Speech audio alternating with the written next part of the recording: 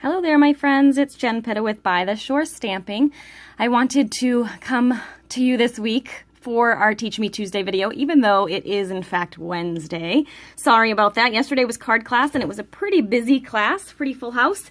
So it took a lot of prep and cutting and packing yesterday, so I never got around to doing my video. But I did have this idea in my head since this weekend. It's an Eclipse technique, that's tricky to say, and I saw it over the weekend all over the place, so I'm not really sure whose idea it was originally, but I figured I would give it a shot, and I didn't really follow any one person's suggestions. I just kind of took the pictures and figured out what they did. So this is my version of this technique. It may or may not be like what everybody else is doing, but I just wanted to give it a go on my terms, so this is what I came up with.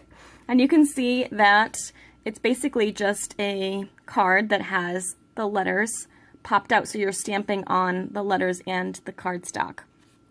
So I'll show you what I did to do that. So, you know, as I'm thinking, you could probably do this several different ways, but this is what I did. You could actually, now that I'm thinking about it, you could probably do this by stamping the whole piece first and then cutting out the letters. I would imagine that would work as well, actually, but I did it the other way just because it's easier for me to show you, because I didn't want to cut the letters on screen because that would just take too much time. So either way would work, but that might be a little less challenging, although this isn't challenging at all. So you're just going to put your letters, you pick whatever 4-letter word you want if you're using a card front, because that's about how many letters will fit on the front. And you're going to pop those out and then go ahead and stamp over them. Okay, so I'm using Old Olive ink, Crushed Curry, and Tangerine Tango.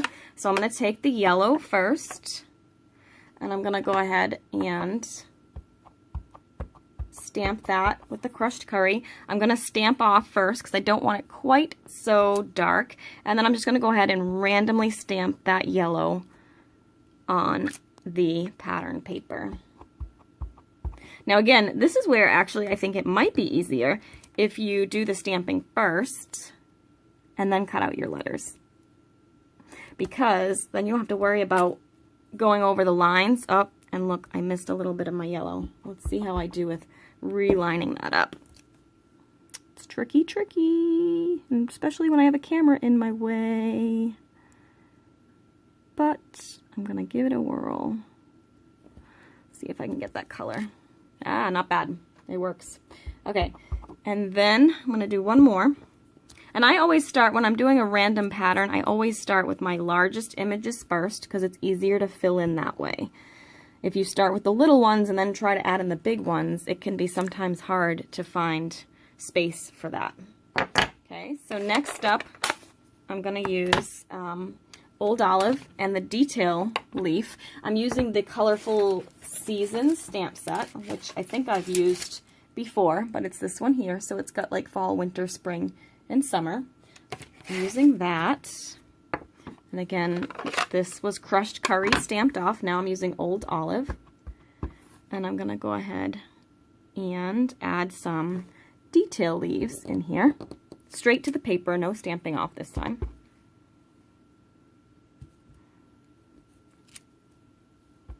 And I'll put one, or a piece of one, over here. Okay. And then last step for that is I'm going to go ahead and take the Tangerine Tango and the small leaf image, and I'm just going to stamp that randomly. You want to make sure, if you're doing the letters first, you want to make sure they are in place when you stamp, so it will line up right later. And I think I can squeeze one in here. Let's just make sure all of this is down correctly. And that's down correctly. And we'll put it right there. I'm just going to hold the letters when I lift so it doesn't come off. And then we'll do, got a little bit of a hole here, but I'm going to fix that in a second. So I'm going to put this here. I'm going to add some embellishment, so it'll be fine. And I think I'm actually going to leave, well, just a tiny bit here. Okay, now I'm going to leave that good. All right. I am using, because I didn't mention it before, I am using the large letters framelits dies from Stampin' Up, so you get all of the letters. They're about 1 inch tall, so these are a great option for you if you're a scrapbooker or a card maker, because they work for both. All right, so now what I did was I took my crumb cake ink, because I want those letters to pop off a little bit. So I'm using a sponge and my crumb cake ink, and I'm just going to go ahead and ink up those letters. So I'm going to go around all of them. Because I already did this video once this morning and then got a phone call because I forgot to put it in airplane mode, I actually have all this done already. So I'm going to just slide that out of the way so it doesn't take as long. And I'll bring in the letters that are already, sorry, I just hit my camera stand, that are already inked. So you can see I just went around them with my crumb cake ink and the sponge. And I also crumb caked the edge of that. And yes, that is a verb, crumb caked.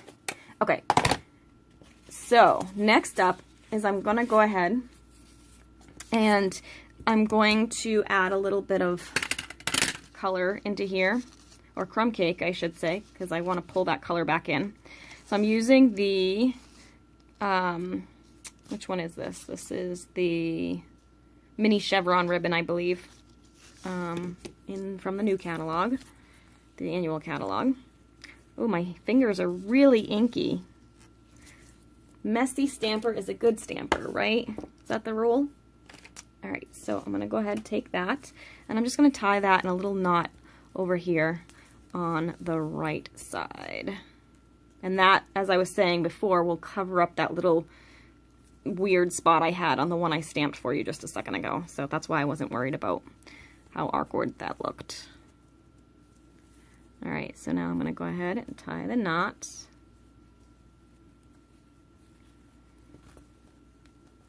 And we'll pull that carefully. And then I'm going to go ahead and trim that down. Okay.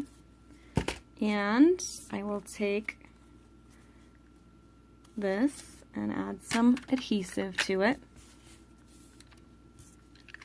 I'm just using regular snail adhesive. So we'll go ahead and put that down. And I'm going to put a little in here too, just so it will hold it flat in the middle. And I'm just going to center that on this crumb cake cardstock. So the crumb cake is cut at 4 by 5 1/4, and this white piece is 3 3/4 by 5. Well, it looks like I should have put a little tape under that. So I'm just going to do this so that will stay put. Okay, so you can see it starting to come together. Before I put those letters on, I'm going to go ahead and add this to my card base, which is 8 1/2 by 5 1/2 folded, so that it's a side top fold, but it's a traditional side fold card. But since I'm using it horizontally, it's going to actually open on the top.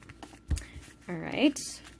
Next, we're just going to take these letters that I punched and inked, or die cut, that's a new one, die cut and inked, and I'm going to use my lovely new mini dimensionals because they're perfect for this, and I'm just going to put some dimensionals on this. So I'll just show you one because you don't really need to see me do all of this part. But I'll just pull off the backings on these. Sorry, you can't see what I'm doing. And then I will go ahead and put that right, inside the window. And you want to make sure you're getting that lined up correctly. There you are. And so you would do that for all 4 letters, and then you end up with the finished card.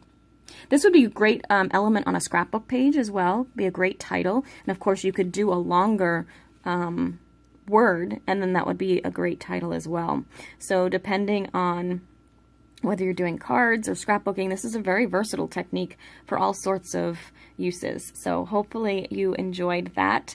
And if you did, please feel free to subscribe to my channel, and we will catch you next time for Teach Me Tuesday. Thanks so much for watching. Have a great week.